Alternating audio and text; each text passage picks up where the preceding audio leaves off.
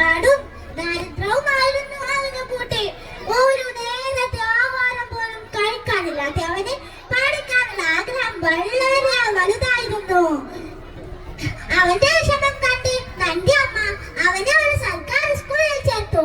സ്കൂളിൽ ചെന്നപ്പോൾ എല്ലാവർക്കും പുതിയ ബാഗുകൾ, ചെരുപ്പുകൾ. ഇത് കണ്ട് അമ്മക്ക് കുട്ടന്റെ മുഖത്തേക്ക് നോക്കാനോ കഴിഞ്ഞില്ല. അന്നടച്ച് കുട്ടനെ ബാബു എന്ന ഒരു സുഹൃത്തിനെ ലഭിച്ചു. അവൻ വളരെ ധനികനായിരുന്നു. ഒരു ദിവസം കുട്ടൻ ബാബുവിനോട് ചോദിച്ചു, നിന്റെ വീട് ഓലയാണോ ഓടാണോ? ബാബു പറഞ്ഞു, മാളികപ്പുറമുള്ള വീട്. മാളികപ്പുറമുള്ള വീടോ? അതെന്താ? നീ അങ്ങനെയുള്ള വീടൊന്നും കണ്ടിട്ടില്ലേ? ഒരു ദിവസം ഞാൻ നിന്നെ എന്റെ വീട്ടിലേക്ക് കൊണ്ടുപോകാം.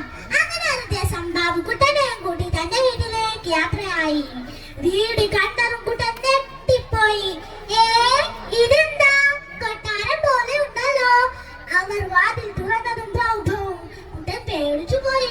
കുട്ടൻ നോക്കിയപ്പോൾ ഇതുപോലെയുള്ള മറ്റൊരു വീട്, അതിൽ വലിയ പട്ടിക്കുട്ടി.